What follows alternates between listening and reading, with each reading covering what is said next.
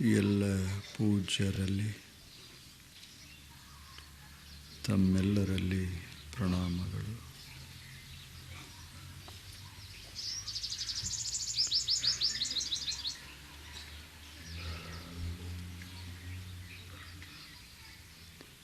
ಗುರು ಶಿಷ್ಯರ ಸಂವಾದ.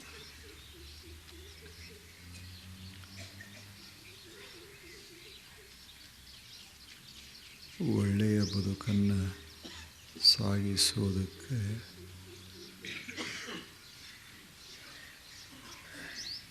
ಇಚ್ಛೆಪಟ್ಟವ ಶಿಷ್ಯ.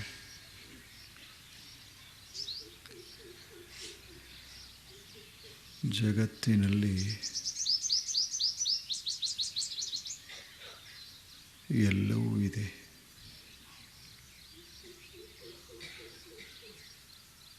ಏರು ಇಳುವ,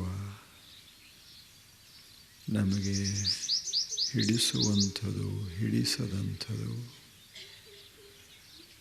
ಎಲ್ಲವೂ ಇದೆ. ಇಂಥದರ ಮಧ್ಯದಲ್ಲಿಯೇ ನಾವೊಂದು ಅಪರೂಪದ ಜೀವನವನ್ನು ಸಾಗಿಸಬೇಕು. ಗಾಳಿ ಬೀಸ್ತಿರಬೇಕು, ದೀಪ ಉರಿತಿರಬೇಕು. ಎಷ್ಟು ಹೊತ್ತ ಸಾಧ್ಯವೋ ಅಷ್ಟು ಹೊತ್ತ ದೀಪ ಚೆನ್ನಾಗಿ ಢಾಳಾಗಿ ಉರಿಬೇಕು. ಆಗ ಜಗತ್ತಿನಲ್ಲಿ ಎಲ್ಲ ನಡೆದಿರಬೇಕು, ಆದರೆ ನಮ್ಮ ಜೀವನದ ಜ್ಯೋತಿ ಶಾಂತವಾಗಿ ಉರಿಬೇಕು. ಆಗ ನಾವು ಬದುಕೋದದು. ಶಾಂತಿ, ಸಮಾಧಾನ ಇವುಗಳನ್ನು ಅನುಭವಿಸೋದದು. ಆಹಾರ ಎಷ್ಟು ಮಹತ್ವದ್ದೋ ಮನುಷ್ಯನಿಗೆ, ಅದಕ್ಕಿಂತ ಮಹತ್ವದ್ದು ಶಾಂತಿ. ಶಾಂತಿ ಇದು ಆಂತರಿಕ ಆಹಾರ. ಆಹಾರ ಇದು ಬಾಹ್ಯ ಆಹಾರ, ಅನ್ನ. ಹೇಗೆ ದೇಹದ ಪೋಷಣೆ ಅನ್ನದಿಂದ, ಶಾಂತಿಯ ಪೋಷಣೆ ಒಳಗೆ, ಮನಸ್ಸಿನ ಪೋಷಣೆ, ಆತ್ಮದ ಪೋಷಣೆ ಶಾಂತಿ. ಎಷ್ಟು ಒಳ್ಳೆಯ ಆಹಾರವನ್ನು ನಾವು ಸ್ವೀಕರಿಸ್ತೇವೆ ಅಷ್ಟು ಆರೋಗ್ಯ. ಹಾಗೆ ಎಷ್ಟು ಶಾಂತಿಯನ್ನು ನಾವು ಅನುಭವಿಸ್ತೇವೆ ಮನಸ್ಸು ಅಷ್ಟು ಆರೋಗ್ಯ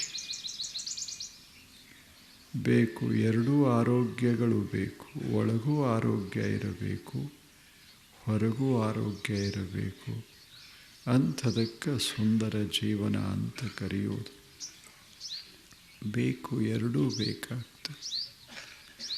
ಮನಸ್ಸು ಹೊಲಸಿತ್ತು ಅಂದರೆ, ಮನಸ್ಸು ರೋಗಿ ಇತ್ತು ಅಂದರೆ, ಶರೀರ ಎಷ್ಟು ಚೆನ್ನಾಗಿದ್ದರೆ ಏನು ಮಾಡೋದು? ಮನಸ್ಸೇ ಅನಾರೋಗ್ಯಕ್ಕೆ ಒಳಗಾಯಿತು ಅಂದರೆ, ಚಿಂತೆಗೆ ಒಳಗಾದರೆ ಶರೀರ ಎಷ್ಟು ಚಂದ, ಎಷ್ಟು ಆರೋಗ್ಯವಂತ ಇದ್ದರೆ ಏನು? ನಿಶ್ಚಿಂತತೆ ಬೇಕಲ್ಲ ಮನುಷ್ಯನಿಗೆ. ಆ ನಿಶ್ಚಿಂತ ಜೀವನ, ಅದನ್ನು ಸಂಪಾದಿಸೋದು ಹೇಗೆ? ಇದು ಪ್ರಶ್ನೆ, ಶಿಷ್ಯನ ಪ್ರಶ್ನೆ. ಈ ಶಿಷ್ಯನ ಪ್ರಶ್ನೆಗೆ ಗುರು ಉತ್ತರಿಸ್ತಾನೆ. ನೋಡು, ಯಾವುದನ್ನೇ ಪಡಿಬೇಕಾದರೂ ಸಹಿತ ಜ್ಞಾನ ಬಹಳ ಮಹತ್ವದ್ದು. ಜ್ಞಾನ ಬಹಳ ಮಹತ್ವದ್ದು. ಜ್ಞಾನಕ್ಕಾಗಿ ಒಂದಿಷ್ಟು ಸಾಧನೆ ಬಹಳ ಮಹತ್ವದ್ದು. ಎರಡು ಸಂಗತಿಗಳು. ದೀಪ ಬೇಕು. ದೀಪ ಹೊತ್ತಿ ಉರಿಬೇಕಾದರೆ ಒಂದು ಸುಂದರ ಪಣತೆ ಬೇಕಾಗ್ತದೆ. ಅದಕ್ಕೊಂದಿಷ್ಟು ಒಳ್ಳೆಯ ಎಣ್ಣೆ ಹಾಕಬೇಕು, ಒಂದು ಒಳ್ಳೆಯ ಬತ್ತಿಯನ್ನು ಇಡಬೇಕು. ಆವಾಗ ದೀಪ ಹೊತ್ತಿಸಿದರೆ ಸುಂದರವಾಗಿ, ಶಾಂತವಾಗಿ, ಸೌಮ್ಯವಾಗಿ ಉರಿತದೆ. ಆಗ ಶಾಂತಿಯ ದೀಪ ಅಂತರಂಗದಲ್ಲಿ ಆಗಬೇಕಾದರೆ, ಜ್ಞಾನದ ದೀಪ ಉರಿಬೇಕಾದರೆ ಒಂದಿಷ್ಟು ಸಾಧನ ಮಾಡೋದು. ಶಾಂತಿಗಾಗಿ ಜ್ಞಾನ, ಜ್ಞಾನಕ್ಕಾಗಿ ಸಾಧನ, ಇವು ಮೂರೂ ಹೊಂದಿ ಸಾಗೋದು. ಅಂಥ ಜ್ಞಾನವನ್ನು ಪಡಿಬೇಕು, ತಿಳ್ಕೋಬೇಕು. ಜ್ಞಾನ ಅಂದ್ರೇನು? ತಿಳ್ಕೋಬೇಕು. ತಿಳುವಳಿಕೆ ಕೊರತೆ ಆಯಿತು ಅಂದರೆ ಜೀವನದಲ್ಲಿ ಕಷ್ಟಗಳು ಶುರುವಾಗ್ತವ. ತಿಳುವಳಿಕೆ ಸರಿಯಾಗಿ ಇಲ್ಲದೇ ಇದ್ದರೆ ಮಾರ್ಗ ತಪ್ತದ, ಜೀವನದ ಹದ ತಪ್ತದ. ಬೇಕಲ್ಲ. ಹೇಗೆ ಒಂದು ಚಿತ್ರ ಬರಿತಾನೆ ಒಬ್ಬ ಮನುಷ್ಯ. ಚಿತ್ರ ಎಷ್ಟು ಸುಂದರ ಬರಿತಾನೆ. ಆತ ಶ್ರೇಷ್ಠ ಕಲೆಗಾರ. ಕೈಯೊಳಗೆ ಸುಮ್ಮನೆ ಹೀಗೆ ಬ್ರಷ್ ಹಿಡಿದ್ರೆ ಸಾಕು, ಅಷ್ಟು ಸುಂದರವಾಗಿ ಮೂರ್ತಿಗಳು ಮೂಡ್ತಾವ. ಆದರೆ ಎಲ್ಲರಿಗೆ ಬರೆಯೋಕ್ಕೆ ಬರ್ತದೆ ಹೇಳಿ? ಆತ ಮಾಡ್ತಾನಂತ ತಿಳ್ಕೊಂಡು ನಾವು ಮಾಡಲಿಕ್ಕೆ ಹೋದರೆ ಎಲ್ಲ ಕೆಟ್ಟು ಹೋಗ್ತದೆ. ನಮಗೆ ಒಂದು ಗೆರೆ ಎಳಿಲಿಕ್ಕಾಗೋದಿಲ್ಲ. ಅದಕ್ಕೆ ಸಾಧನ ಬೇಕಾಗ್ತದೆ, ಸರಿಯಾದ ಜ್ಞಾನ ಬೇಕಾಗ್ತದೆ. ಆಗ ಬದುಕಿಗೂ ಜ್ಞಾನ ಬೇಕಾಗ್ತದೆ. ನೋಡಬೇಕು. ಏನು ನೋಡಬೇಕು?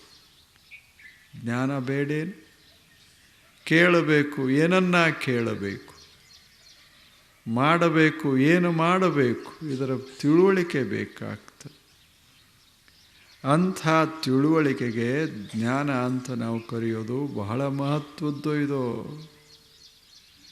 ಎಲ್ಲದಕ್ಕೂ ಬೇಕು, ಜ್ಞಾನ ಬೇಕು. ಜ್ಞಾನ ಇಲ್ಲ ಅಂದರೆ ಜೀವನ ಇಲ್ಲ. ಗುರು ಹೇಳ್ತಾನೆ, ನೋಡು ಕಷ್ಟಗಳು ಯಾಕೆ ಬರ್ತಾವ, ಮನಸ್ಸು ಯಾಕೆ ಕೆಡ್ತದೆ, ಮನಸ್ಸಿನಲ್ಲಿ ದುಃಖ ಯಾಕೆ ಇಷ್ಟು ತುಂಬಿ ನಿಲ್ತದೆ. ಇಷ್ಟೆಲ್ಲ ಇದ್ದರೂ ಸಹಿತ ಜೀವನದಲ್ಲಿ ಕಷ್ಟ ನಷ್ಟ ಅಷ್ಟೇ ಅಲ್ಲ, ಅತ್ಯಂತ ದುಃಖಿ ಆಗ್ತಾನ ಮನುಷ್ಯ. ಯಾಕೆ? ಅದಕ್ಕೆ ಮುಖ್ಯ ಕಾರಣ ಅಜ್ಞಾನ. ತಿಳುವಳಿಕೆ ಕಡಿಮೆ, ಅದು ವಿಚಾರ ಇಲ್ಲ. ಈಗ ಅರಣ್ಯದಾಗ ನೋಡಬೇಕು, ಎಂಥ ಬಲಾಢ್ಯ ಆನೆ ಅದು. ಏನು ಶಕ್ತಿ ಸಾಮರ್ಥ್ಯ ನೋಡಬೇಕು, ಏನು ಗಾಂಭೀರ್ಯ ಆನೆಗೆ. ಆದರೆ ಏನು ಮಾಡೋದು? ಆನೆಯನ್ನು ಹಿಡಿಯೋದಕ್ಕೆ ಒಂದು ಖೆಡ್ಡ ಅಂತ ಮಾಡ್ತಾರೆ. ತಾವು ಗೊತ್ತಿರಬೇಕು, ಒಂದು ಖೆಡ್ಡ ಅಂತ ಮಾಡ್ತಾರೆ. ಬಹಳ ಸುಲಭವಾಗಿ ಆನೆಯನ್ನು ಹಿಡಿದು ಬಿಡ್ತಾರೆ. ಖೆಡ್ಡ ಅಂದರೆ ಒಂದು ತಗ್ಗ. ಆ ತಗ್ಗಿನ ಮೇಲೆ ಒಂದಿಷ್ಟು ಹರುತ್ತಾರೆ, ಹೀಗೆ ಕಟ್ಟಿಗೆ ಹರುತ್ತಾರೆ. ಅದರ ಮೇಲೆ ಮಣ್ಣು ಹಾಕ್ತಾರೆ. ಅಲ್ಲಿ ಒಂದಿಷ್ಟು ಹುಲ್ಲು ಬೆಳೆಸ್ತಾರೆ. ಚಲೋ ಹುಲ್ಲು ಬೆಳೆಸ್ತಾರೆ. ಆನೆ, ಅರಣ್ಯದಾಗಿರುವ ಆನೆ ಬೇಕಾದಷ್ಟು ಹುಲ್ಲು, ಅದಕ್ಕೇನು ಕಡಿಮೆ. ಅರಣ್ಯದಾಗ ಬೇಕಾದಷ್ಟು ತಿನ್ನಾಕಿರ್ತದೆ. ಒಂದು ಸಲ ಈ ಹುಲ್ಲು ಚೆಂದಾಗಿ ಬೆಳೆದು ಒಂದೀಟು ಹುಲ್ಲು ನೋಡ್ತು ಅಂದರೆ ಅದಕ್ಕೆ ಗೊತ್ತಾಗೋದಿಲ್ಲ ಇದರ ಕೆಳಗೆ ತಗ್ಗದೆ ಅಂತ. ಇದು ಸಹಜ ಬೆಳೆದದ್ದಲ್ಲ, ಇದು ಕೃತ್ರಿಮ. ಇದು ಮನುಷ್ಯ ಮಾಡಿದ್ದು. ನನ್ನ ಸ್ವಾತಂತ್ರ್ಯ ನಾಶ ಮಾಡುವುದು ಇಲ್ಲೇ ಅಂತ ಅದಕ್ಕೆ ಗೊತ್ತಿಲ್ಲ. ಅಷ್ಟೆಲ್ಲ ಅರಣ್ಯ ಬಿಡ್ತದೆ. ವರ್ಷ ಅದು ಸಾಕಿ ಸಲುಹಿದಂಥ ಅರಣ್ಯ. ಅಲ್ಲಿ ಹುಲ್ಲ, ಅಲ್ಲಿ ಬೇಕಾದಷ್ಟು ಬಿದರ, ಗಿಡಗಂಟಿಗಳು, ಇಷ್ಟೆಲ್ಲ ಮಸ್ತಾಗಿ ತಿಂದು ಉಂಡಂಥ ಆನೆ ಒಂದು ಇದಿಷ್ಟು ಹುಲ್ಲಿಗೆ ಸೋಲ್ತದ. ಯಾಕೆ ಸೋಲ್ತು ಅಂದರೆ ಸೋಲ್ಬೇಕಂತಲ್ಲ, ಜ್ಞಾನ ಇಲ್ಲ, ಕೆಳಗೆ ಏನದ ಗೊತ್ತಿಲ್ಲ ಅಷ್ಟೆ. ಕೆಳಗೆ ಏನದ ಗೊತ್ತಿಲ್ಲ. ಬರ್ತದೆ, ಹಿಂಗೆ ಕಾಲಿಡ್ತದೆ, ಉರುಳಿಕ್ಕೆ ಒಳಗೆ ಬೀಳುತ್ತದೆ. ಅದರ ಭಾರ ತಡ್ಕೊಳ್ಳುವಷ್ಟು ಇರುವುದಿಲ್ಲ. ಅಲ್ಲಿ ಸುಮ್ಮನೆ ಸಣ್ಣ ಕಟ್ಟಿಗೆ ಹಾಕಿ ಮ್ಯಾಲೆ ಮಣ್ಣು ಹಾಕಿ ಹುಲ್ಲು ಬೆಳೆಸಿರ್ತಾರೆ. ಇದು ಹೋಗಿ ಬಿತ್ತು. ಯಾಕೆ ಬಿತ್ತು? ಮತ್ತು ಒಮ್ಮೆ ಬಿದ್ದ ಬಳಿಕ ತನ್ನ ಸ್ವಾತಂತ್ರ್ಯ ಹೋಯ್ತು. ಈಟ ಇರುವ ಮನುಷ್ಯನ ಕೈಯೊಳಗೆ ಸಿಕ್ಕೋ ಇಂಥ ಬಲಾಢ್ಯ ಆನೆ ಪಾಪ ಎಷ್ಟು ಕಷ್ಟಪಡ್ತದೆ. ಜೀವನದ ತುಂಬೆಲ್ಲ ಇವ ಹೇಳ್ದಂಗೆ ಕೇಳ್ಬೇಕು. ಕುಂಡ್ರಂದ್ರೆ ಕುಂಡ್ರು, ಸಲಾಮ ಮಾಡು ಅಂದ್ರೆ ಸಲಾಮ. ಅದಕ್ಕೆ ಯಾವ ಸಲಾಮ? ಅದಕ್ಕೇನು ಗೊತ್ತೇನು? ಆದರೆ ಇವ ಹೆಂಗೆ ಹೇಳ್ತಾನೆ ಹಂಗೆ. ಕೂಡಂದ್ರೆ ಕೂಡ್ತದೆ, ಏಳಂದ್ರೆ ಏಳ್ತದೆ, ನಡಿ ಅಂದ್ರೆ ನಡೀತದೆ. ಇವ ಏನು ಹಾಕಿದ್ದ ಅದನ್ನು ತಿಂತದೆ. ಎಂಥ ಸ್ವಾತಂತ್ರ್ಯ ಇತ್ತು. Freedom is last. ಏನು ನಿಸರ್ಗದ ಸ್ವಾತಂತ್ರ್ಯ ಇತ್ತು. ಸ್ವೈರವಾಗಿ ಅರಣ್ಯದಾಗ ರಾಜನಂಗ ತಿರುಗಾಡ್ತಿತ್ತು ಗಜರಾಜ. ಎಂಥ ಸಾಮರ್ಥ್ಯ ಇತ್ತು. ಆನೆ ನೋಡಬೇಕು ನೀವು, ಏನದಾವ ಆನೆಗಳು. ಅಂಥ ಗಜರಾಜ ಪಾಪ ಸಿಕ್ಕ, ಸ್ವಾತಂತ್ರ್ಯ ಹೋಯಿತು, ಪರಾವಲಂಬಿಯಾದ. ಅಷ್ಟೇ ಅಲ್ಲ, ಗುಲಾಮ್, ರಾಜನಾಗಿ ತಿರುಗಾಡಬೇಕಾದಂಥ ಒಂದು ಆನೆ ಗುಲಾಮ್ ಆಗಿತ್ತು. ಯಾಕೆ? ಏನೂ ಅಲ್ಲ, ಹುಲ್ಲು ತಿಂದಿದ್ದ ಕಾರಣ ಅಲ್ಲ. ಏನು ಕಾರಣ? ಹುಲ್ಲಿನ ಕೆಳಗೆ ತಗ್ಗದ ಅಂತ ತಿಳಿಲಿಲ್ಲ ಅಷ್ಟೆ. ಅಜ್ಞಾನ ಏನು ಮಾಡುತ್ತದೆ? ಆನೆಯನ್ನು ಹಿಂಗೆ ಸೇವಕನನ್ನಾಗಿ ಮಾಡಿಬಿಡ್ತದೆ. ಸ್ವಾತಂತ್ರ್ಯ ಹರಣ ಮಾಡ್ತದೆ. ಸುಖದ ಕ್ಷಣಗಳನ್ನು ನಾಶ ಮಾಡ್ತದೆ. ಅರಣ್ಯದ ಬಂಧು ಬಾಂಧವರು ಎಲ್ಲ ದೂರ ಆಗ್ತಾರೆ. ಇದು ಬಂದಿಲ್ಲಿ ಒಂದೇ ಕೂತಿರ್ತದೆ ಮನುಷ್ಯನ ಹತ್ತಿರ, ಒಂದೇ ಇರ್ತದೆ. ಹೇಳಿ, ಇದಕ್ಕೆಲ್ಲ ಕಾರಣ ಏನು? ಅಜ್ಞಾನ. ಅದಕ್ಕೆ ಗುರು ಹೇಳ್ತಾನೆ, ನೋಡು, ನೀ ಶಾಣ್ಯಾರೇ ಇರು, ದಡ್ಡರೇ ಇರು, ಆದರೆ ಸರಿಯಾದ ಜ್ಞಾನ ಇಲ್ಲದೆ ಇದ್ದರೆ ನಾವು ಸಿಕ್ಕಾಕ್ಕೊಳ್ತೇವೆ, ದುಃಖಿ ಆಗ್ತೇವೆ. ಅದರಿಂದ ಕಷ್ಟಕ್ಕೆ ಒಳಗಾಗ್ತೇವೆ. ಜೀವನದ ವೈಭವ, ಜೀವನದ ಸೊಬಗ, ಜೀವನದ ಏನು ಸಂತೋಷ ಮರೆಯಾಗ್ತದೆ. ಜೀವನದ ವೈಭವ ಅಂಥದ್ದು. ಮನುಷ್ಯ ಹೆಂಗೆ ಬದುಕಬಲ್ಲ? ಒಬ್ಬ ರಾಜನಂತೆ ಬದುಕಬಲ್ಲ. ಆದರೆ ಏನು ಮಾಡೋದು? ಒಂದು ಸಣ್ಣ ಸಂಗತಿಯ ಜ್ಞಾನ ಇಲ್ಲದೆ ಇದ್ದರೆ ಸಿಕ್ಕಾಕ್ಕೋತಾನೆ ಅಷ್ಟೆ, ಸಿಕ್ಕಾಕ್ಕೋತಾನೆ. ಇಂಥ ಜ್ಞಾನದ ಅವಶ್ಯಕತೆ ಆದ. ಅಜ್ಞಾನದ ಕಾರಣದಿಂದ ಮನುಷ್ಯ ಇಷ್ಟೆಲ್ಲ ತೊಂದರೆಗೆ ಒಳಗಾಗಿದ್ದಾನ. ಆದ್ದರಿಂದ ಶಿಷ್ಯನೇ ಸ್ವಲ್ಪ ಜ್ಞಾನ ಮಾಡ್ಕೋಬೇಕು. ಮನಸ್ಸಿನೊಳಗೆ, ಬುದ್ಧಿಯೊಳಗೆ ಒಂದು ಸ್ವಲ್ಪ ಜ್ಞಾನದ ಬೆಳಕ ಹೊಳಿಬೇಕು. ಅಲ್ಲೊಂದಿಷ್ಟು ಬೆಳಕ ಹಚ್ಕೋಬೇಕು. ಬುದ್ಧಿ ಬಹಳ ಮಹತ್ವದ್ದು, ಒಂದಿಷ್ಟು ತಿಳುವಳಿಕೆ ಬಹಳ ಮಹತ್ವದ್ದು. ವಿಚಾರ ಮಾಡು ಮನುಷ್ಯನೇ. ಸುಮ್ಮನೆ ಧಾವಿಸಬೇಡ, ಸುಮ್ಮನೆ ಒಂದರ ಹಿಂದೆ ಹರಿಬೇಡ. ದೂರದಿಂದ ಬಹಳ ಚಲೋ ಅದ ಅಂತ ಹೋಗಿ ಸಿಕ್ಕೋಬೇಡ. ಸ್ವಲ್ಪ ಯೋಚಿಸು. ಏನೇ ಮಾಡು, ಒಂದು ಹೆಜ್ಜೆ ಇಡಬೇಕಾದರೂ ಸಹಿತ ಮುಂದಿನ ಹೆಜ್ಜೆ ಏನು ಸರಿಯಾಗಿ ಅದನ್ನು ಇಲ್ಲ ಸ್ವಲ್ಪ ನೋಡಲ್ಲ.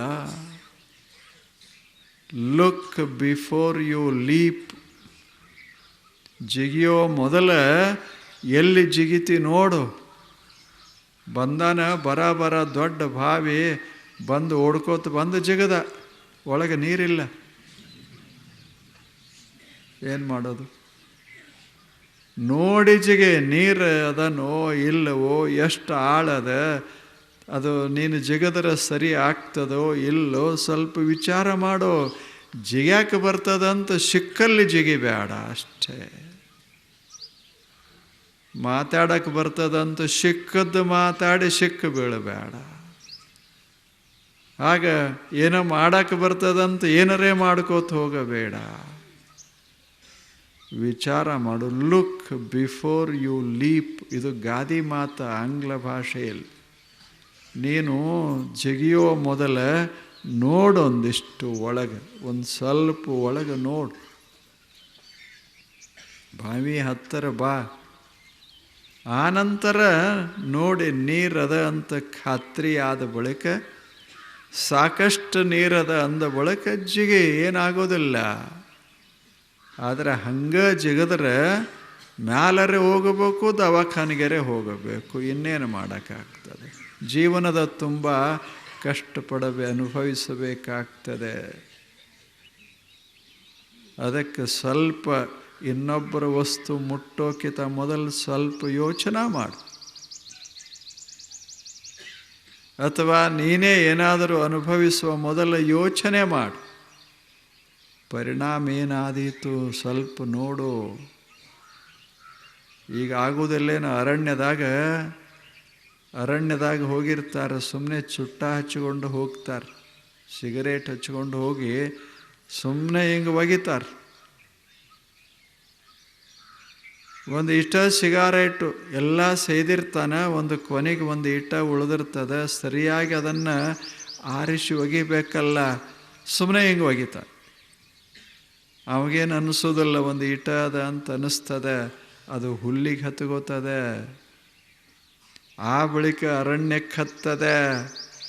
ಒಂದು ಈಟ್ ಅನ್ನೋದು ಅರಣ್ಯವನ್ನೇ ನಾಶ ಮಾಡುತ್ತೆ, ಹತ್ತಿ ಉರಿತದೆ. ಆಗಲಿಲ್ಲೇನು, ಕೆಲವು ವರ್ಷಗಳ ಹಿಂದೆ ಇಂಡೋನೇಷಿಯಾದಲ್ಲೇ ಉರಿತಾನೇ ಇತ್ತು. ಮಳೆಗಾಲ ಆರಿಸ್ಬೇಕಾಯಿತು, ಮಳೆ ಬಂದ ಬಳಿಕ ಆರ್ತು. ಏನು ಅಂದ್ರೆ ಒಂದು ಸಿಗಾರೇಟದ ತುದಿ ಅಷ್ಟು ತುಂಡ. ಹಂಗೆ ಉಪೇಕ್ಷೆ ಮಾಡಬಾರ್ದು. ಇಷ್ಟ ಅದ ಅಂತ ವಿಚಾರ ಮಾಡಬಾರ್ದು. ಸಂಪೂರ್ಣದನ್ನು ತೆಗೆದು ಹಾಕಿ ಕಾಳಜಿನೂ ಇರಬೇಕು, ಜ್ಞಾನವೂ ಇರಬೇಕು. ಇದರಿಂದ ಮುಂದೆ ಹಿಂಗೆ ಆದೀತಲ್ಲ ಅಂತ ಸ್ವಲ್ಪ ಜ್ಞಾನ ಬೇಕಲ್ಲ.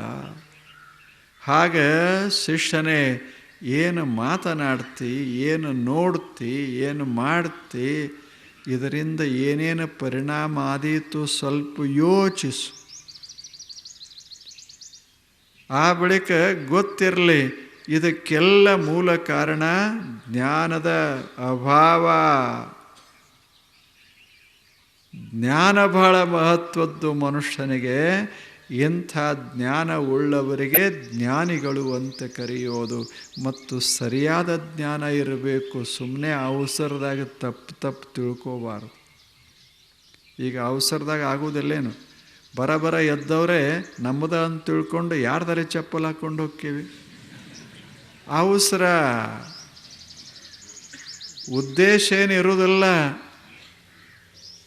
ಆದರೆ ಅವಸರ, ಸ್ವಲ್ಪ ಯೋಚನೆ ಮಾಡಿ ನಿಧಾನವಾಗಿ ಅವಧಾನ ಇರಬೇಕು. ಸ್ವಲ್ಪ ನಿಧಾನವಾಗಿ ನಂದು ಹೌದೋ ಅಲ್ವೋ ಹಂಗೆ ಕಾಲ ಹಚ್ಚಿ ಅದನ್ನು ಇಟ್ಟುಕೊಂಡು ಹೋಗೋದು ಆರಾಮಿರ್ತದೆ. ಕಾಲು ಹಾಕಿ ಹೋಗೋದು. ಆದರೆ ಯಾರ್ದೋ ಇದರ ಕಾಲು ಹಾಕ್ಕೊಂಡು ಹೋದೇವಿ ಅಂದರೆ ಏನಾಗ್ತದೆ? ಏನು ಒಂದಿಷ್ಟು ಸಮಾಧಾನ ಇತ್ತು, ಅದು ಹೋಗ್ತದೆ ಅಷ್ಟು, ಆಗುವುದಿಲ್ಲ. ಹಾಗೆ ಮನುಷ್ಯ ಸ್ವಲ್ಪ ಅವಧಾನ ಇರಬೇಕು. ಸಮಾಧಾನದಿಂದ ಜಗತ್ತಿನಲ್ಲಿ ಸ್ವಲ್ಪ ತಿಳ್ಕೊಂಡು ಸರಿಯಾದ ಜ್ಞಾನ ಮಾಡಿಕೊಂಡು, ತಪ್ಪು ಜ್ಞಾನ ಅಲ್ಲ. ಅವಸರದಾಗ ತಪ್ಪು ಜ್ಞಾನ ಭಾಳ ಆಗ್ತಾವೆ. ಅವಸರ ಮಾಡೋಕ್ಕೆ ಹೋಗಿ ತಪ್ಪಾಗ್ತಾವೆ. ಒಬ್ಬ ರಾಜ ಇದ್ದ. ರಾಜನಿಗೆ ಇಬ್ಬರು ಹೆಂಡ್ರವರು. ಆ ಹೆಂಡರು ಇಬ್ಬರು ಒಬ್ಬ ಶರ್ಮಿಷ್ಠೆ, ಇನ್ನೊಬ್ಬಳು ದೇವಯಾನಿ ಅಂತ ಇಬ್ಬರಿದ್ರು. ಹೆಸರು ಏನಾಕಿರಲಿ, ಮಜಾ ಹೆಂಗದ. ಆಕೆ ದೇವಯಾನಿ, ಆಕೆ ಒಬ್ಬ ವಿದ್ವಾಂಸರ ಗುರುವಿನ ಮಗಳು. ಶರ್ಮಿಷ್ಠೆ ಒಬ್ಬ ರಾಜನ ಮಗಳು. ಇಬ್ಬರು ಸ್ನಾನಕ್ಕೆ ಹೋಗ್ಯಾರ. ಕಥೆ ನಡೆದದ್ದಿದೋ, ಈಗಲ್ಲ, ಸಾವಿರಾರು ವರ್ಷಗಳ ಹಿಂದೆ. ಎಂದು ನಡೆದದ ಗೊತ್ತಿಲ್ಲ, ಆದರೆ ನಡೆದದಂತ ಬರೆದಾರ. ಹೊಳೆ ಹರಿತಾದ ಸ್ವಚ್ಛ ನೀರ ಈ ಉಸುಕಿನ ಪ್ರದೇಶ ಮ್ಯಾಲ, ಉಸುಕಿನ ದಂಡಿ, ಅಲ್ಲಿ ಶರ್ಮಿಷ್ಠೆ ರಾಜನ ಮಗಳು ತನ್ನ ಬಟ್ಟೆ ಹಿಂಗಿಟ್ಟಾಳ. ಇಲ್ಲಿ ದೇವಯಾನಿ ಆಕೆಯ ಬಟ್ಟೆ ಹತ್ತರನೇ ಇನ್ನೊಂದು ಕಡೆ ದೇವಯಾನಿ ತನ್ನ ಬಟ್ಟೆಯನ್ನು ಇಟ್ಟಾಳ. ಶರ್ಮಿಷ್ಠೆಯ ತಂದೆ ರಾಜ, ದೇವಯಾನಿಯ ತಂದೆ ಗುರು. ಯಾರಿಗೆ? ರಾಜನಿಗೆ ಗುರು. ಇವರಿಬ್ಬರು, ಇಲ್ಲಿ ದೇವಯಾನಿ, ಇಲ್ಲಿ ಶರ್ಮಿಷ್ಠ, ಇಬ್ಬರು ಗೆಳತಿಯರು. ಬಟ್ಟೆ ಹಿಂಗಿಟ್ಟಾರ. ಕಥೆ ಕೇಳಂಗದ. ಸ್ನಾನಕ್ಕೆ ಹೋದ್ರು ಒಳಗೆ. ಅದ್ರಾಗ ಏನಾಯಿತು, ಗಾಳಿ ಬಂದು ಈ ಬಟ್ಟೆ ಎರಡೂ ಅಲ್ಲೊಂದು ಬಿತ್ತು, ಇದು ಅಲ್ಲಿ ಹೋಯಿತು, ಅದು ಇಲ್ಲಿ ಬಿತ್ತು, ಮಿಶ್ರ ಅದು ಗಾಳಿಯಿಂದ. ಶರ್ಮಿಷ್ಠೆ ಮ್ಯಾಲ ಬಂದು ಬರಬರ ಬಂದು ಒಂದು ಬಟ್ಟೆ ತಗೊಂಡು ಉಟ್ಕೊಂಡ್ಲು. ಅದು ಹಾಕಿದಿರಲಿಲ್ಲ. ಜಗಳ ಶುರುವಾಯ್ತು. ನನ್ನ ಬಟ್ಟೆ ಉಟ್ಟುಕೊಳ್ಳುವಷ್ಟು ನಿನಗೆ ಹೆಂಗೆ ಧೈರ್ಯ ಬಂತು ಅಂದ್ಲು. ನಾನು ನಿನ್ನ ತಂದೆಯ ಗುರುವಿನ ಮಗಳು, ನೀನು ಕನಿಷ್ಠ. ಶುರುವಾಯಿತು. ಏನಾಗಿತ್ತು ಅಂದ್ರೆ, ಅವಸರದಾಗ ತಂದಂತ ಉಟ್ಕೊಂಡಿದ್ಲು ಅಷ್ಟೇ. ಅವಸರ ಎಷ್ಟು ಮಜಾ ಮಾಡ್ತದ ಅವಸರ. ಆಕೆ ಶರ್ಮಿಷ್ಠ ಅಂದ್ಲು, ನನ್ನ ತಂದೆ ರಾಜನ ಅನ್ನ ತಿಂದು ಬೆಳೆದವ ನಿನ್ನ ತಂದೆ. ಆಕೆ ಅಂಥವನ ಮಗಳು ನೀನು, ನಿಂದ್ಯಾವ ಬಟ್ಟೆ ಅಂದ್ಲು. ತಗೋ ಅಂತ ಹಿಂಗೆ ಚೆಲ್ಲಿದ್ಲು. ಜಗಳ ಶುರುವಾಗಿದ್ದು ಎಲ್ಲಿಗೆ ಹೋಯಿತು ಅಂದ್ರೆ ವಿಪರೀತ,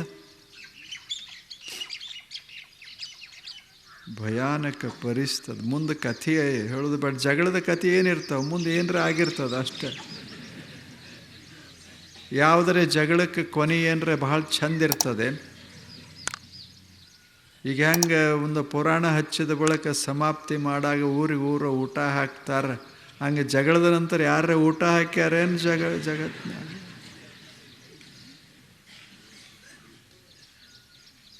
ಇಬ್ಬರಿಗೆ ಜಗಳ ಆಗಿ ದೊಡ್ಡ ಹಗರಣ. ಮತ್ತು ಅದಕ್ಕೆ ಏನೂ ಇಲ್ಲ. ಗಾಳಿಗೆ ಬಟ್ಟೆ ಬಂದು ಇಲ್ಲಿ ಬಿದ್ದದ, ತಂದೆ ಅಂತ ಉಟ್ಕೊಂಡಾಳ ಅಷ್ಟೆ. ಅವಸರ. ಸ್ವಲ್ಪ ಯೋಚನೆ ಮಾಡಬೇಕು. ಅವಸರದಿಂದ ಸರಿಯಾದ ಜ್ಞಾನ ಆಗುವುದಿಲ್ಲ. ತನ್ನ ಅಲ್ಲದ್ದು ತನ್ನದಂತ ಸಹಜ ತಿಳ್ಕೊಂಡಿದ್ದಕ್ಕೆ ಇಷ್ಟು ಹೋರಾಟ. ತಪ್ಪ ಒಂದು ಇಷ್ಟ ಇದ್ದರೂ ಸಹಿತ ಪರಿಣಾಮ ಬಹಳ ಆಗ್ತಿರ್ತದೆ, ಬಹಳ ದೊಡ್ಡ ಪರಿಣಾಮ ಆಗ್ತದೆ. ಅದಕ್ಕೆ ಮನುಷ್ಯ ಯೋಚನೆ ಮಾಡಬೇಕು.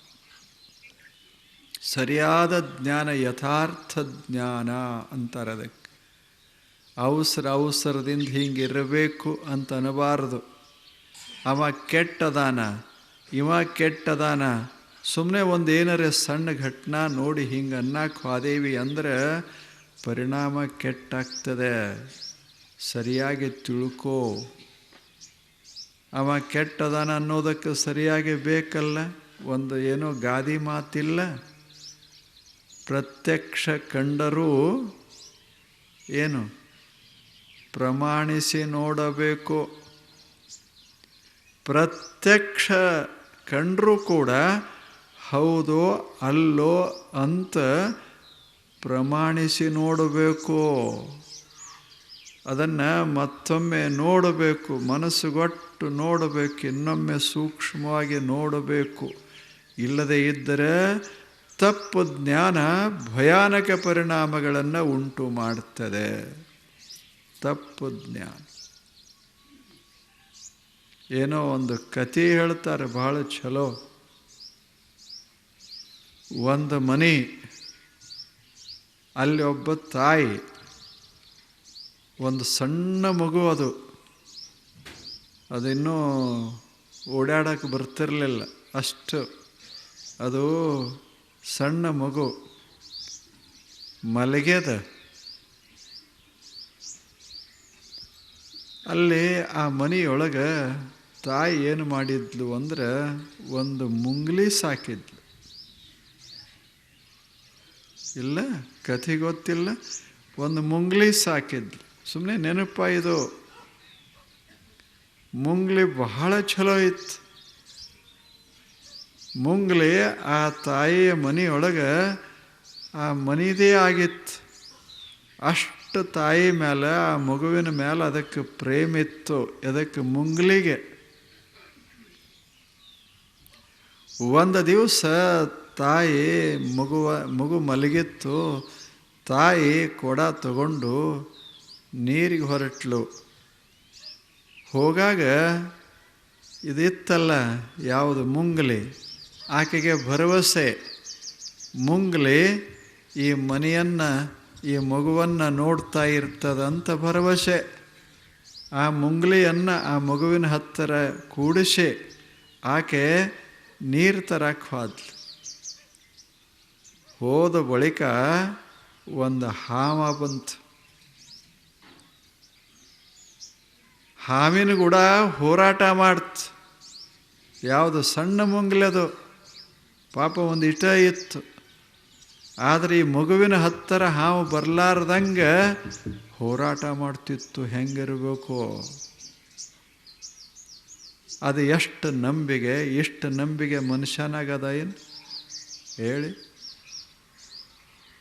ಎಂಥ ವಿಶ್ವಾಸ ಮನುಷ್ಯನ ಮೇಲೆ, ಆ ತಾಯಿಯ ಮೇಲೆ, ಆ ಮಗುವಿನ ಮೇಲೆ ಅಷ್ಟು ಅದಕ್ಕೆ ಪ್ರಾಣ ಹಂಗೆ ಹರಿದು ಒಂದು ದೊಡ್ಡ ಅದು ಹಾವು ಅದರ ಕೂಡ ಹೋರಾಟ ಮಾಡ್ತು. ಹೋರಾಟ ಮಾಡಿ ಕೊಂದಿತು. ಅದಕ್ಕಿಷ್ಟು ಸಂತೋಷ ಆಗಿತ್ತು, ಮುಖಕ್ಕೆಲ್ಲ ರಕ್ತ ಹತ್ತಿತ್ತು, ಭಾರಿ ಸಂತೋಷ ಆಗಿತ್ತು. ಯಾವಾಗ ತಾಯಿ ಬರ್ತಾಳ, ಯಾವಾಗ ನಾ ಮುಖ ತೋರ್ಸೇನಿ ಅಂತ ಅದಕ್ಕೆ ಮುಂಗ್ಲಿಗೆ ಆ ಹುಡುಗ ಮಲ್ಲಿಗೆ ಅದ. ಇನ್ನು ಈಕೆ ಕೊಡ ಹೊತ್ಕೊಂಡು ಬಂದ್ಲು. ಬಾಗಿಲದಾಗ ನಿಂತದ ಮುಂಗ್ಲಿ, ರಕ್ತ ಆಗ್ಯದ. ಆಕೆಗೆ ಅನ್ನಿಸ್ತು ಇದು ಮಗುವನ್ನು ಹಾಳು ಮಾಡ್ಯದ, ತಿಂದದ ಅಂತ. ತಪ್ಪು ತಿಳುವಳಿ. ಅದು ಎಷ್ಟು ಆನಂದವಾಗಿ ಬಂದಿತ್ತು. ಏನು ತಲೆ ಮ್ಯಾಗ ಕೊಡ ಇತ್ತೋ ಒಗದ್ಲೋ, ಮುಂಗ್ಲಿ ಮೇಲೆ ಒಗದ್ಲೋ. ಪಾಪ ಮುಂಗ್ಲಿ ಸತ್ತು ಬಿತ್ತು. ಎಂಥ ಭಯಾನಕ ಘಟನೆ ಆಯಿತು. ಎಷ್ಟು ಆನಂದವಾಗಿ ಅದು ಹೇಳಲಿಕ್ಕೆ ಬಂದಿತ್ತು, ಮಗುವನ್ನು ನಾನು ರಕ್ಷಿಸಿದ್ದೇನೆ ಅಂತ ಹೇಳಲಿಕ್ಕೆ ಬಂದ ಮುಂಗ್ಲಿಯನ್ನು ಕೊಂದಳು. ಯಾಕೆ? ತಪ್ಪು ತಿಳುವಳಿಕೆ. ಸ್ವಲ್ಪ ಯೋಚನೆ ಮಾಡಬೇಕಾಗಿತ್ತು. ಒಳಗೆ ಒಂದು ಹೆಜ್ಜೆ ಬಂದರೆ ನೋಡಬೇಕು. ಅವಸರ ಮಾಡಿದ್ರೆ ಹಿಂಗೆ ಆಗ್ತದೆ. ಮನುಷ್ಯ ಸ್ವಲ್ಪ ನಿಧಾನವಾಗಿ ಹೊರಡಬೇಕು. ಅದಕ್ಕೆ ಶಿಷ್ಯನಿಗೆ ಹೇಳ್ತಾನೆ ಗುರು, ತಿಳುವಳಿಕೆ ಬಹಳ ಮಹತ್ವದ್ದಪ್ಪ.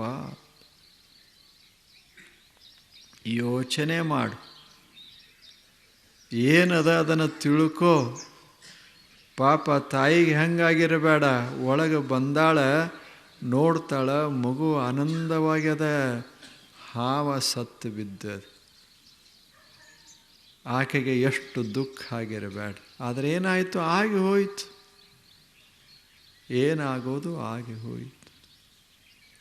ಇನ್ಯಾವ ಮುಂಗಲಿ ಬರೋದದ ಹೇಳಿ? ಎಷ್ಟು ಒಳ್ಳೆಯ ಮುಂಗಲಿ ಹೋಯಿತು. ಇದಕ್ಕೆ ಕಾರಣ ಏನು ಅಂದರೆ, ಕೊಲ್ಲಬೇಕಂತ ಕೊಂದವಳು ಅಲ್ಲ,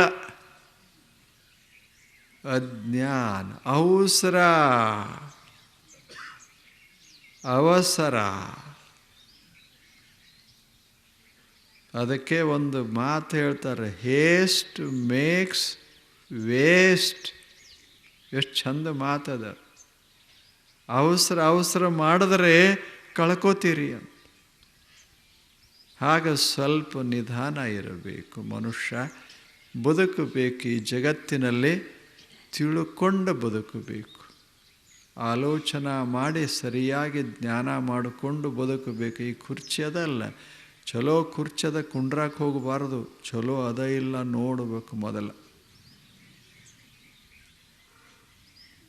ಚೆನ್ನಾಗಿ ಅದನ ಇಲ್ಲ ನೋಡಬೇಕು. ಒಮ್ಮೊಮ್ಮೆ ಆಗುವುದಲ್ಲೇನು, ಹಿಂಗೆ ಕುರ್ಚಿ ಹಾಕಿರ್ತಾರೆ, ಬರ ಬಂದವನೇ ಒಬ್ಬ ಮ್ಯಾಲೆ ಬಂದು ಕುಂತ, ಅವನು ಅತಿಥಿನೇ, ಆದ್ರದ ಅವನ ಹೆಸರಿನ ಕುರ್ಚಿ ಅಲ್ಲ, ಅಲ್ಲಿ ಅವರು ಬೇರೆಯವರು ಕೂಡೋರಿದ್ರು.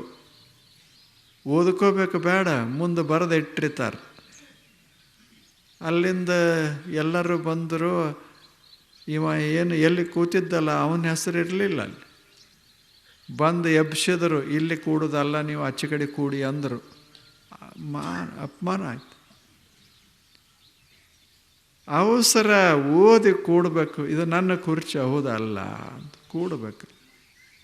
ಹಿಂಗೆ ಸಣ್ಣವೇ ಎಷ್ಟು ಜಗಳಕ್ಕೆ ಕಾರಣ ಆಗ್ತಾವ, ದುಃಖಕ್ಕೆ ಕಾರಣ ಆಗ್ತಾವ. ಅದನ್ನು ಅರ್ಥ ಮಾಡಿಕೊಂಡು ಮನುಷ್ಯ ಜ್ಞಾನ ಮಾಡ್ಕೋಬೇಕು ಅಂತ ಗುರು. ಅದಕ್ಕೆ ನೀ ಎಲ್ಲ ಓದಿರ್ಬೋದು, ಪುಸ್ತಕ ಬಹಳ ಓದಿದೆ, ಆದರೆ ಪುಸ್ತಕದಾಗಿದಲ್ಲ, ಅವಸರ ಇದು. ಪುಸ್ತಕದಾಗ ಬಹಳ ಜ್ಞಾನ ಇರೋದಿಲ್ಲ, ಜೀವನದಲ್ಲಿ ಕಣ್ಣು ತೆರೆದು ಬದುಕಬೇಕು. ಪುಸ್ತಕ ಓದ್ಯಾನ, ಇಲ್ಲಿಂದ ಮುಂಬೈಗೆ ಹೋಗಲಿಕ್ಕೆ ಇದೆಲ್ಲ ದಾರಿ ಅಂತ ಎಲ್ಲ ಪುಸ್ತಕದಾಗ ಲಿಸ್ಟ್ ನೋಡ್ಯಾನ. ಆದರೆ ದಾರಿ ಹಿಡಿಬೇಕಲ್ಲ. ದಾರೇನು ಪುಸ್ತಕದಾಗ ಬರ್ದಂಗೆ ಸರಳ ಇರ್ತದೇನು? ಸ್ವಲ್ಪ ಅಲ್ಲೇ ಇಲ್ಲೇ ಹೊಳ್ಳಿರ್ತದೆ, ಮಾಡಿರ್ತದೆ, ಹಂಗೆ ಹಿಂಗೆ ಆಗಿರ್ತದೆ, ಎಲ್ಲ ಆಗಿರ್ತದೆ. ನೋಡ್ಕೊಂಡು ಹೋಗಬಾರದು. ಪ್ರತಿ ಕ್ಷಣ ಕಣ್ಣು ತೆರೆದು ಹೋಗಬೇಕಾಗ್ತದೆ. ಅಲ್ಲಿ ಮಹತ್ವದ್ದು. ಪುಸ್ತಕ ಎಷ್ಟು ಓದಿದ್ರೆ ಏನೆಲ್ಲ ಬಾಯ್ಪಾಠ ಮಾಡ್ಯಾನ, ಹಿಂಗದ ಹಂಗದ ಅಂತ, ಆದರೆ ಈಸಾಡಕ್ಕೆ ಬರಂಗಿಲ್ಲ. ಎಲ್ಲ ಗೊತ್ತು. ಅದಕ್ಕೆ ಕಣ್ಣು ತೆರಿಬೇಕು, ಮನಸ್ಸನ್ನು ಮುಕ್ತಗೊಳಿಸಬೇಕು, ತೆರಿಬೇಕು, ಬುದ್ಧಿಯನ್ನು ಪ್ರಜಾಗ್ರಗೊಳಿಸಬೇಕು, ಜಗತ್ತನ್ನು ನೋಡಬೇಕು, ಸರಿಯಾಗಿ ತಿಳ್ಕೋಬೇಕು. ಆ ತಿಳುವಳಿಕೆ ಬಂತು ಅಂದರೆ ಮನುಷ್ಯನ ಜೀವನ, ಮನುಷ್ಯನ ಬದುಕ ಅದು ಸುವರ್ಣ ಬದುಕವಾಗ್ತದೆ. ಹಂಗೆ ಬಾಳೋದದು. ಆದ್ದರಿಂದ ಹೇಳ್ತಾನ, ನೀನು ಭಾಳ ಜಾಣ ಇರ್ಬೋದು ಶಿಷ್ಯನೇ, ಬಹಳ ಶೂರ ವೀರ ಇರಬಹುದು, ನಿನ್ನ ವಿಚಾರಗಳು ಬಹಳ ಚೆನ್ನಾಗಿ ಅಂತ ನೀ ತಿಳ್ಕೊಂಡಿರಬಹುದು, ಆದರೂ ಏನು ಮಾಡೋದು? ದುಃಖಿಯಾಗಿದೆಯಲ್ಲ. ಅಂದರೆ ನಿನ್ನಿಷ್ಟು ವಿದ್ಯೆ, ಇಷ್ಟೆಲ್ಲ ನಿನ್ನ ಸಾಧನೆ ನಿನ್ನ ದುಃಖವನ್ನು ಕಡಿಮೆ ಮಾಡಲಿಕ್ಕಾಗಿಲ್ಲ, ಚಿಂತೆಯನ್ನು ಕಡಿಮೆ ಮಾಡಲಿಕ್ಕಾಗಿಲ್ಲ. ಜ್ಞಾನ ಹೆಚ್ಚಾದಂತೆ ಮನುಷ್ಯ ನಿಶ್ಚಿಂತನಾಗಬೇಕಾಗ್ತದೆ ಮತ್ತು ಮನುಷ್ಯ ದಾರಿ ಬಿಡಬಾರ್ದು ಆಗ್ತದೆ. ದಾರಿಯೊಳಗೆ ನಡೀತಾ ಇರಬೇಕು. ಜಾಣನಾದ ಬಳಿಕ, ತಿಳಿದ ಬಳಿಕ ಸರಿಯಾದ ಮಾರ್ಗದಲ್ಲಿ ಸಾಕ್ತಾ ಇರಬೇಕು. ಅದು ಬಹಳ ಮಹತ್ವದ್ದು. ಅದಕ್ಕೆ ಶಿಷ್ಯ ಅಂತಾನೆ, ನೋಡು ನಿಶ್ಚಿಂತತೆ ನಿನಗಿಲ್ಲ, ಚಿಂತೆ ಮಾಡ್ತೀಯಲ್ಲ. ಶೋಚ ನನ್ವ ಶೋಚಸ್ತ್ವಂ ಪ್ರಜ್ಞಾವಾದಾಂಶ್ಚ ಭಾಷಸೆ ಗತಾಸೋ ನಗತಾಸೋಶ್ಚ ನಾನು ಶೋಚಂತಿ ಪಂಡಿತಾಃ. ನನಗೆ ಬಹಳ ತಿಳಿದದ ಅಂತ ಹೇಳಿದ್ರೆ ಏನಾಯ್ತು? ಆದರೆ ಮಾಡಬಾರದ ಚಿಂತೆಯೆಲ್ಲ ಮಾಡ್ತೀಯಲ್ಲಪ್ಪ. ಎಂಥ ಯಾವುದಕ್ಕೆ ಚಿಂತೆ ಮಾಡಬೇಕೋ ಮಾಡಬೇಕು, ಮಾಡಬಾರದ್ದಕ್ಕೆಲ್ಲ ಚಿಂತೆ ಮಾಡ್ತೀ ಅಂದ ಬಳಿಕ ನೀನು ಜಾಣ ಅಂತ ಹೇಳೋದು ಹೇಗೆ? ನಾನು ಶೋಚಂತಿ ಪಂಡಿತಾ ಗತಾಸು ನಗತಾಸುಶ್ಚ. ಈಗಿಲ್ಲ, ಹಾಗೆ ಹೋಗಿ 50 ವರ್ಷ ಆಗ್ಯಾವ, ಈಗ ಅಳಕತ್ಯಾನ. ಇದೇನು ಚಿಂತೆ ಮಾಡೋ ರೀತಿ ಆಯ್ತು ಹೇಳಿ? ಲಗ್ನ ಆಗಿ ಇಷ್ಟು ವರ್ಷ ಆಗ್ಯದ, ಮುಪ್ಪಾಗ್ಯದ, 90 ವರ್ಷ ಆಗ್ಯದ. ಏನು ಮೊದಲ ಲಗ್ನ ಆಗಿತ್ತಲ್ಲ 50 ವರ್ಷದ ಹಿಂದೆ, ಅದು ನೆನಪಾಗ್ಯದ. ಹಂಗಾಗಿತ್ತು, ಈಗೆಲ್ಲ ಹಿಂಗೆ ಆಯ್ತಲ್ಲ ಅಂತ ಅಳಕತ್ಯಾನ. Photo ನೋಡ್ಯಾನ, album ನೋಡ್ಯಾನ. ಏನು ಮಾಡು? ಅವಾಗಿನ ವೈಭವ, ಇಬ್ಬರು ಆ ಕುರ್ಚಿ ಮೇಲೆ ಕೂತಾಗ ಅದೇನು ತಕ್ಕೊಂಡಿದ್ದ ಫೋಟೋ ಏನು ಅದ್ಭುತ ಆಯಿತು. ಗಳ ಅಳಕತ್ಯಾರ. ಎಲ್ಲ ಹೋಯ್ತಲ್ಲ ಅಂತ. ಅವ್ರ ಮನೆಯವರು ಒಂದು 4 ವರ್ಷದ ಹಿಂದೆ ಅವ್ರು ದೇಹ ಬಿಟ್ಟಿದ್ರು, ಅವ್ರದ್ದು ನೆನಪಾಯ್ತು. ಇವ್ರು ಹಿಂಗಿದ್ರಲ್ಲ, ಅವರು ಇಲ್ಲ, ಇವರು ಇಲ್ಲ. ಗತ ಹೋಗಿ ಅದ, ಇನ್ನೇನು ಅಳೋದದ, ಆಗಿದ್ದಾಗಿ ಹೋಗಿ ಅದ. ಮತ್ತೀಗೆಲ್ಲ ಅದಾರ, ಸೊಸೆಯಂದಿರು ಎಷ್ಟು ಸೇವಾ ಮಾಡ್ತಾರೆ, ಮಕ್ಕಳದಾವ, ಮೊಮ್ಮಕ್ಕಳದಾವ, ಮನೆ ತುಂಬ ರೊಕ್ಕ ಸಂಪತ್ತದ, ಎಲ್ಲ ಹಂಸ ತೂಲಿಕ ತಲುಪದ ಮ್ಯಾಲ ಮಲಗಾಕ ಅವಕಾಶ ಕೊಟ್ಟಾರ. ಇಷ್ಟೆಲ್ಲ ಮಾಡ್ತಾರೆ. ಇವ ಆಲ್ಬಮ್ ನೋಡಿ ಅಳಾಕತ್ಯ. ಏನು ಮಾಡೋದು? ಇದಕ್ಕೆ ಕಾರಣ ಏನು ಹೇಳಿ? ಇದಕ್ಕೇನು ಕಾರಣ? ಸುಮ್ಮನೆ ವಿನಾಕಾರಣ ಅಷ್ಟೆ. ಚಿಂತೆ ಎಷ್ಟು ಜಾಣಿದ್ರೆ ಏನಾಯಿತು? ಚಿಂತೆ ಇತ್ತು ಅಂದರೆ ಮನುಷ್ಯನಿಗೆ ಅವಾಗ ಚಿಂತೆಯನ್ನು ಕಳ್ಕೊಳ್ಳದೆ ಇದ್ದರೆ ಇವ ಶಾಣೆ ಅಂತ ಅನ್ನೋದೇ ಹಾಗೆ.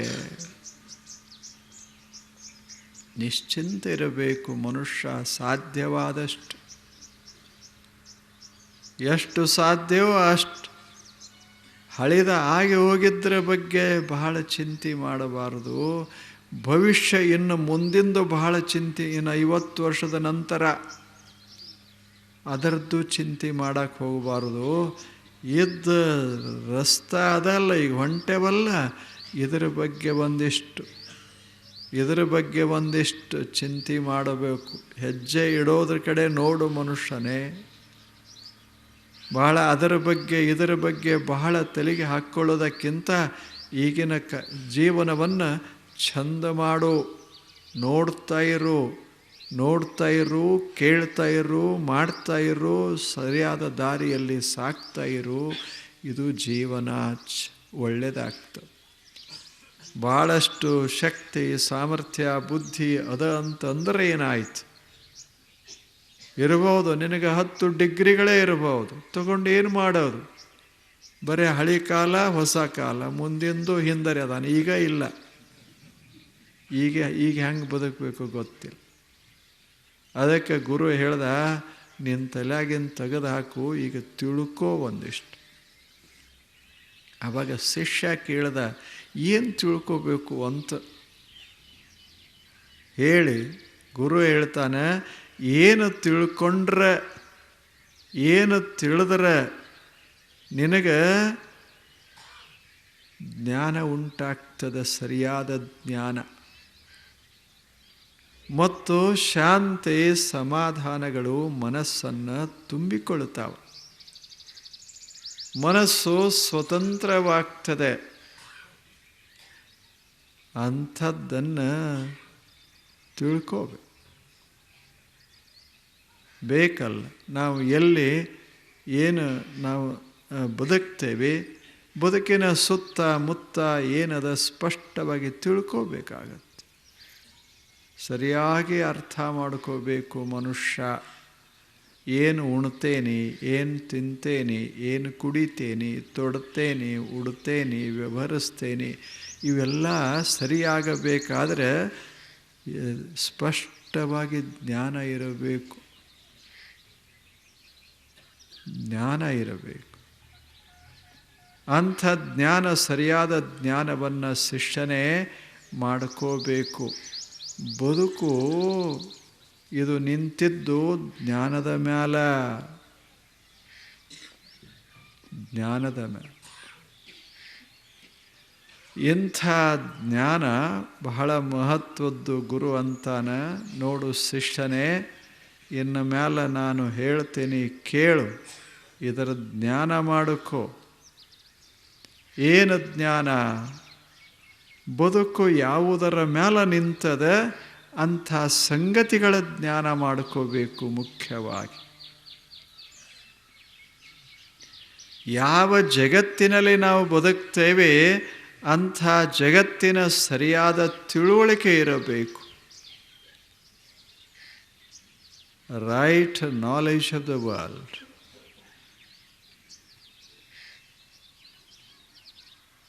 on which our life depends. ಅಲ್ಲಿ ಜಗತ್ತಿನ ಮೇಲೆ ನಾವು ಅವಲಂಬಿಸ್ತೇವೆ. ಅನೇಕ ಸಂಗತಿಗಳ ಮ್ಯಾಗ ನಾವು ಅವಲಂಬಿಸಿದೆ. ಶರೀರದ ಮ್ಯಾಗ ಅವಲಂಬಿಸೇವಿ, ಜಗತ್ತಿನ ಮ್ಯಾಗ ಅವಲಂಬಿಸಿದ್ದೇವೆ. ಯಾವುದರ ಮ್ಯಾಗ ಅವಲಂಬನ ನಮ್ಮದದೆ ಅದರ ಸ್ವರೂಪ ಒಂದಿಷ್ಟು ಗೊತ್ತಿರಬೇಕು. ಯಾವುದರ ಮೇಲೆ ನಾವು ಅವಲಂಬಿಸ್ತೇವೆ ಅದು ಹೆಂಗದ ಅನ್ನೋದು ಗೊತ್ತಿರಬೇಕು. ಎಲ್ಲಿ ಹೆಜ್ಜೆ ಇಡ್ತೇವೆ ಆ ಹೆಜ್ಜೆ ಇಡೋಕ್ಕಿಂತ ಮೊದಲ ಆ ಜಾಗ ಭದ್ರ ಅದನ ಇಲ್ಲ ನೋಡಬೇಕು. ಸ್ಥಿರಗೊಂಡು ಮುಂದೆ ಸಾಗಬೇಕಾಗ್ತದೆ. ಸರಿಯಾದ ತಿಳುವಳಿಕೆ ಬೇಕಾಗ್ತದೆ. ಸಿಕ್ಕದ್ದನ್ನೆಲ್ಲ ಸಂಗ್ರಹಿಸಬಾರದು.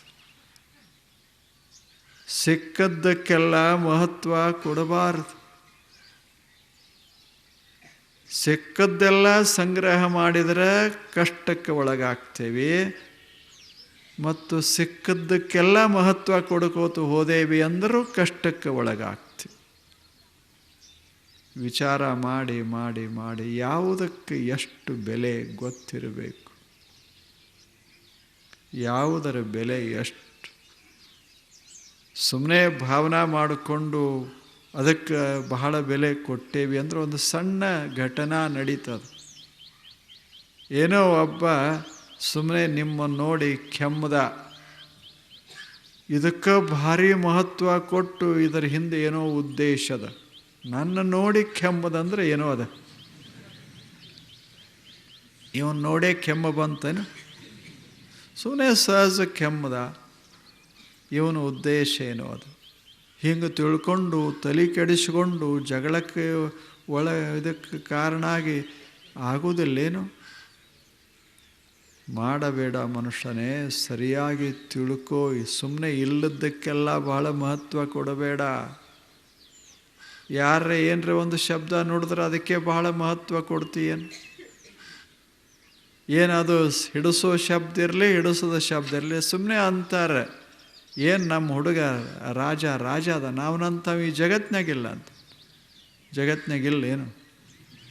ಸುಮ್ಮನೆ ಅಂತಾರೆ, ಅದನ್ನೇ ಖರೆ ಅಂತ ತಿಳ್ಕೋಬಾರ್ದು. ಹಾಗೆ ಜಗತ್ತ ಏನೇನೋ ಅಂತಿರ್ತದೆ. ಒಮ್ಮೊಮ್ಮೆ ಹೊಗಳಿ ಬಹಳ ಎತ್ತರಕ್ಕೂ ಏರಿಸ್ತದೆ, ಒಮ್ಮೆ ಜೋರಾಗಿ ಒಗೆದ ಹಾಕಿರ್ತದೆ. ನಾವು ಎರಡಕ್ಕೂ ಬಹಳ ಮಹತ್ವ ಕೊಡಬಾರ್ದು. ಸುಮ್ಮನೆ ಅದೊಂದು ಪದ್ಧತಿ ಅದ. ಪರಿಚಯ ಮಾಡೋಕ್ಕೆ ಹೇಳೋದಿಲ್ಲೇನು, ಇಂಥವ್ರು ಯಾರೂ ಇಲ್ಲ ಈ ಜಗತ್ನಾಗ ಅಂತಾರೆ. ಮತ್ತು ಇವ ಒಬ್ಬನೇ. ಹಿಂಗೆಲ್ಲ ಹೋಗಬಾರ್ದು.